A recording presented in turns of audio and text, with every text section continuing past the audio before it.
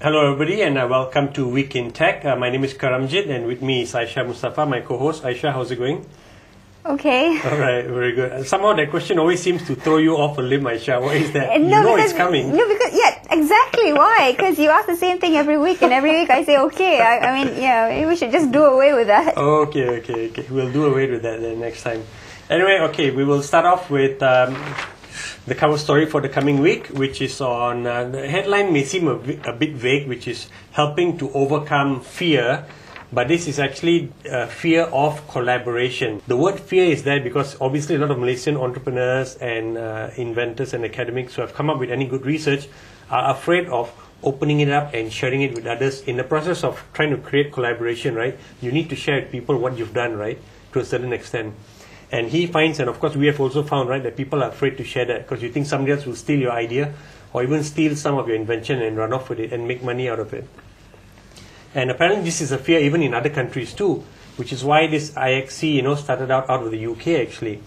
And the idea is that the more you open up, the more chances you have of collaborating and finding somebody who has another segment, that will plug in with the innovation or the piece of research you've worked on. It's as simple as that. So the Malaysian unit or the Malaysian, shall I call it branch or what should do? The Malaysian organization, right, for internet exchange is now set up and ready for business. And Hassan has got slowly building up his team too. Really, like you said, they're doing a whole bunch of things which are helping their clients. Clients could be like you and me, right, if we've got innovation. Securing access to new capabilities, technologies and expertise. Collaborating in confidence to solve problems and create opportunities and all that kind of stuff. Mm-hmm. It's very much based on individuals. Interestingly enough, he just sent me an email when I was about to do the story that they're also now focusing on the corporate side. And because they see big companies also need the same service. And so they're matching up big companies to offer them the same service too. And one of the key people they use is this thing called IXC intermediaries, which are people within IXC who are technologists or who are scientists, multidisciplinary, who will work with the entrepreneur, the innovator, and understand their product and go to the market and look for a match for them so that the entrepreneur, the innovator doesn't have to do that because it won't be their forte. Mm-hmm. And of course, IXC Malaysia has access to the database of IXC in the UK and Australia. So big picture-wise, that's how it's going to work. Just read up the story for the rest of the details. And Aisha, you're going to give a quick snapshot of what IXC Australia wanted to do. I think you spoke to Grant Kearney, right, CEO of IXC Australia? Yeah, I think he's, he called these intermediaries innovation butlers. Oh, butlers. So, yeah, okay. Innovation butlers. So, basically you plug into the organization or with the entrepreneur, you become part of the company at some point, because and you really listen and immerse yourself with what is it that they're doing and what is it that they want, and more often than not, they find that these intermediaries find themselves actually plotting out the strategy or even changing the strategy of the company's innovation. And he cited an example where I think, I can't remember, but it was one of the enzymes that was used in the mining industry. Actually, the intermediaries put it across, make them with the food and beverage industry, and turns out they're more profitable now. Wow, excellent. So, he calls them innovation butlers. Butlers, so, okay. I think, he used the word intermediaries here. So, but the idea is the same, right? To just create value, help companies realize the value of whatever research, right, they have.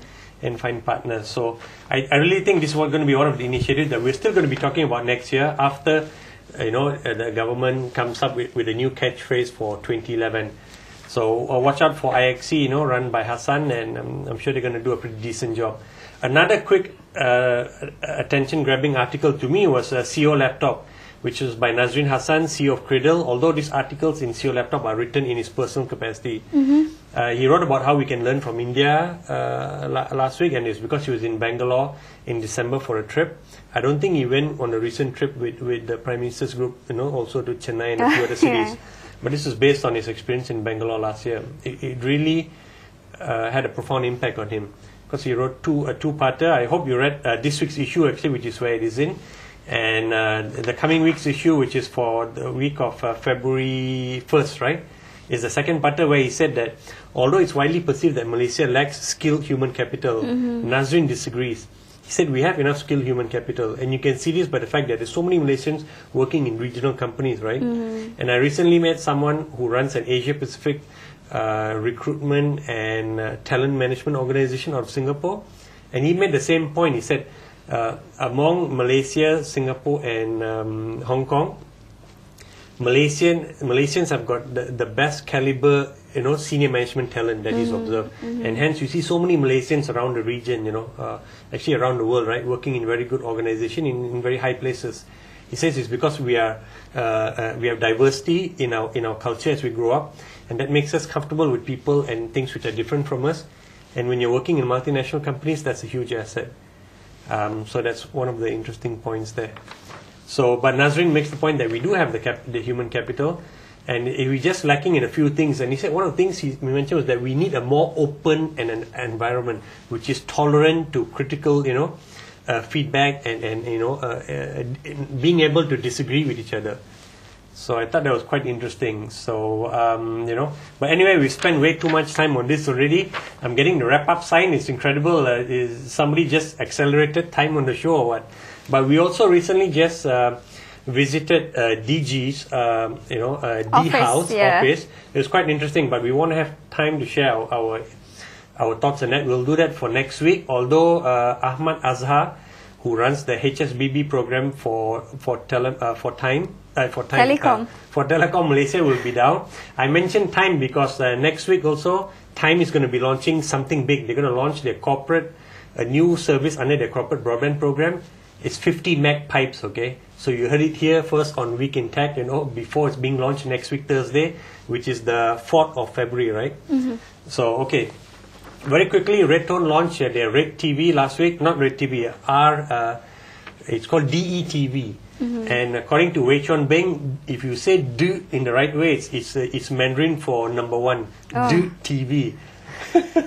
Okay, and then also, if you say the way the English, in English, it's like DTV, D. But I told him in Malaysia we said "de," so it may not work here. Anyway, they've launched IPTV channel right now, focusing on Mandarin channels, but they're going to bring in Bollywood and Hollywood content also. Interestingly enough, Wei said they think it's workable here because the broadband infrastructure in Malaysia is very good and it's going to get even better. So he welcomes Telecom, launching HSBB because it's only going to be good for his customers, who end up using whether it's HSBB or whatever, to subscribe to his Do TV.